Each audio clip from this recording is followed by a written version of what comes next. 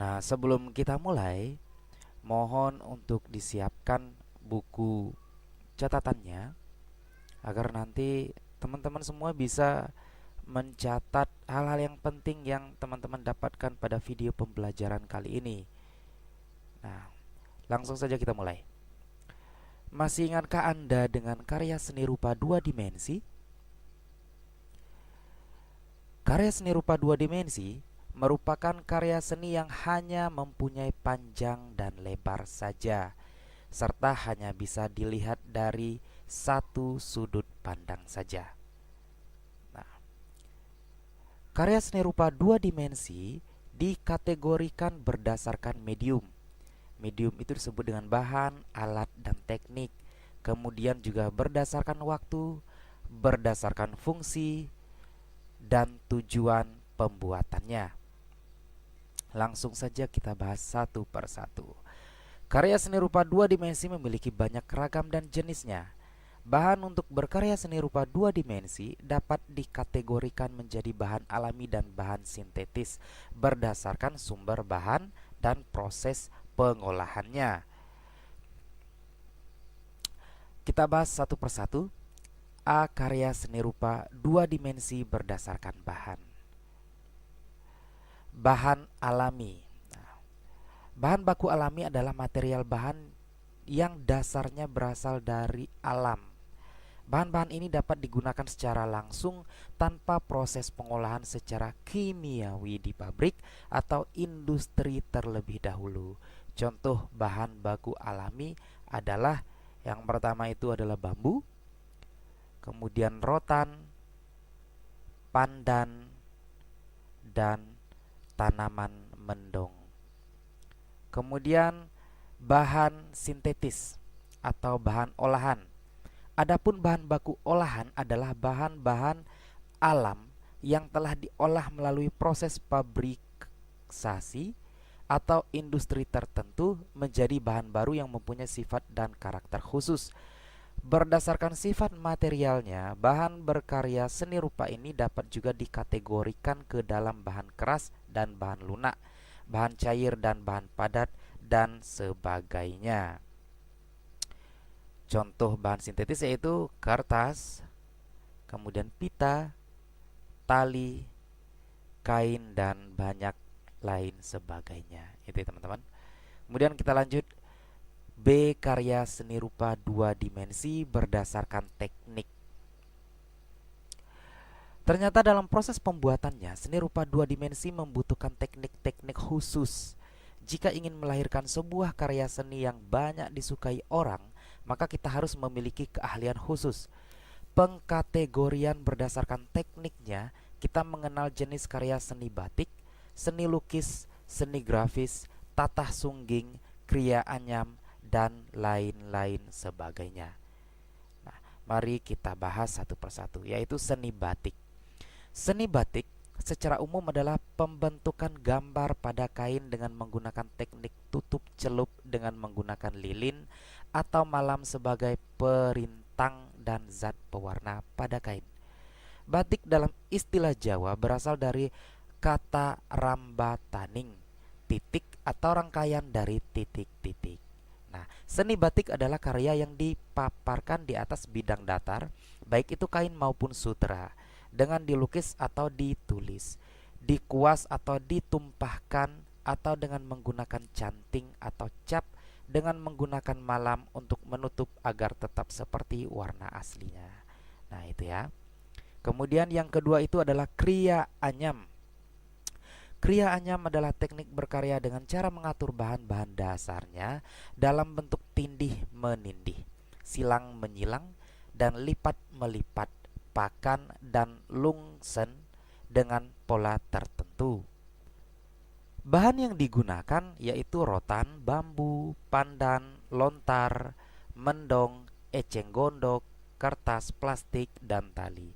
Pusat kerajinan anyaman antara lain itu ada di daerah Tasikmalaya, Bali, Lombok, Kalimantan, Sulawesi, dan Papua. Dan juga di daerah-daerah lainnya juga terdapat ya teman-teman. Nah, lanjut yang berikutnya itu adalah seni lukis. Seni lukis adalah seni yang mengapresiasikan pengalaman artistik seseorang seniman melalui bidang dua dimensi. Berdasarkan media, bahan dan tekniknya, seni lukis dapat dibedakan menjadi lukisan cat minyak, cat air, pastel, arang batik, kaca, dan lain sebagainya. Kemudian, seni grafis. Seni grafis adalah cabang seni rupa yang proses pembuatan karyanya menggunakan teknik cetak, biasanya di atas kertas, kecuali pada teknik monotype. Prosesnya mampu menciptakan salinan karya yang sama dalam jumlah yang banyak. Ini yang disebut dengan proses cetak. Nah, kemudian berikutnya adalah seni tatah sungging. Pengertian menatah adalah membuat pola tembus berlubang. Pola tembus pada suatu bidang ini menghasilkan pola stilasi atau gubahan, daun, bunga, ranting. Salah satu hasil karya tatah sungging adalah wayang kulit. Jadi wayang kulit itu dibuat dengan cara ditatah sungging. Lanjut. Kemudian C adalah karya seni rupa dua dimensi berdasarkan perkembangannya. Karya seni rupa dua dimensi pada masa prasejarah, yaitu merupakan peninggalan zaman Mesolitikum berupa lukisan cap jari dan lukisan yang menggambarkan perburuan binatang yang ditempatkan pada dinding-dinding gua. Pada zaman Neolitikum dan Megalitikum, lukisan diterapkan pada bangunan, benda-benda kerajinan, dan hiasan ornamen, misalnya lukisan binatang, lukisan cap jari manusia, dan terdapat di Gua Leang Maros di Sulawesi Selatan. Kemudian berikutnya itu adalah karya seni rupa dua dimensi masa tradisional. Nah, seni rupa dua dimensi pada masa tradisional adalah segala hal yang berkaitan dengan nilai-nilai suatu komunitas masyarakat tertentu yang dijaga secara turun-temurun kemurnian dan keutuhannya. Nah, itu yang dikatakan dengan tradisional ya teman-teman. Jadi adalah karya seni yang turun-temurun dan kualitas serta kemurniannya itu terjaga betul. Berdasarkan pengertian ini, karya seni rupa tradisional dapat diartikan sebagai karya-karya seni rupa yang merupakan hasil budaya suatu masyarakat tertentu yang telah lama hidup dan dijaga dengan baik secara turun-temurun. Bentuk karya seni rupa tradisional berbentuk lukisan maupun grafis. Contoh salah satu seni rupa tradisional itu adalah batik.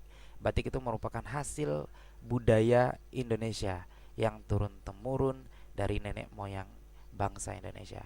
Nah, di daerah kita di Kerinci juga ada ya batik tulis atau batik injung, teman-teman. Nah, lanjut. Karya seni rupa dua dimensi pada masa klasik. Nah, seni rupa dua dimensi pada masa klasik adalah karya seni rupa pada zaman dahulu kala atau zaman kuno dengan corak dan bentuk karya seni rupa yang berpengaruh pada kaidah-kaidah formal yang telah dianggap sudah mencapai kesempurnaan.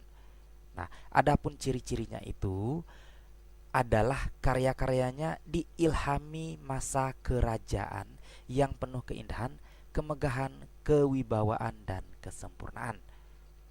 Kemudian berikutnya adalah karya seni rupa dua dimensi pada zaman modern, yaitu karya seni rupa yang telah mengalami perubahan, pembaharuan, dan kemajuan di berbagai aspek, baik dari segi temanya, gaya, bentuk, dan bahan. Adapun ciri-ciri gaya seni rupa modern adalah bentuknya unik, wujud karyanya terkesan aneh, dan corak, bentuk, serta gayanya tampak bebas. Karya seni rupa modern cenderung mengedepankan kesederhanaan yang bersifat universal. Satu syarat yang masih dituntut oleh seni rupa modern adalah bahkan menjadi ciri khasnya ialah kreativitas. Jadi seni rupa dua dimensi pada zaman modern itu harus mengutamakan sebuah kreativitas yang tinggi dalam proses pembuatannya. Itu. Lanjut. Karya seni rupa dua dimensi zaman kontemporer adalah karya seni rupa masa kini. Kontemporer artinya kekinian. Modern atau lebih tepatnya adalah sesuatu yang sama dengan kondisi waktu yang sama atau saat ini. Jadi seni kontemporer adalah seni yang tidak terikat oleh aturan-aturan zaman dulu dan berkembang sesuai zaman sekarang.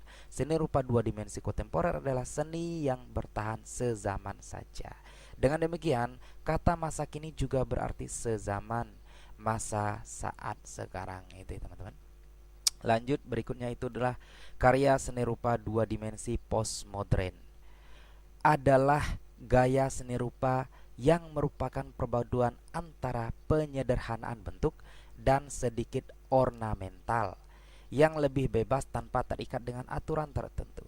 Kritik sosial dan kemasyarakatan adalah tema yang dominan untuk aliran seni rupa postmodern. Kemudian yang terakhir itu adalah D, karya seni rupa dua dimensi berdasarkan tujuannya. Nah, penciptaan karya seni rupa berdasarkan tujuannya itu, yang pertama itu adalah karya seni rupa dua terapan. Karya seni rupa terapan itu merupakan karya seni rupa yang digunakan dalam kehidupan sehari-hari, yang mana mengandung nilai fungsi tertentu di samping nilai seni yang dimilikinya. Fungsi karya seni rupa bisa dibedakan menjadi dua, yaitu fungsi estetis dan fungsi praktis. Nah, jadi contohnya itu adalah ya seperti rantang, piring, kursi, meja. Itu adalah karya seni rupa yang biasanya itu mengutamakan nilai fungsinya. Itu teman-teman. Kemudian yang terakhir adalah karya seni rupa murni. Adalah karya seni rupa yang dibuat semata-mata untuk memenuhi kebutuhan artistik. Orang yang menciptakan karya seni rupa murni umumnya berfungsi sebagai sarana untuk mengekspresikan cita rasa estetik. Kebebasan berekspresi dalam seni murni sangat diutamakan. Salah satunya itu adalah yang tergolong dalam seni murni, yaitu seni lukis dan seni grafis.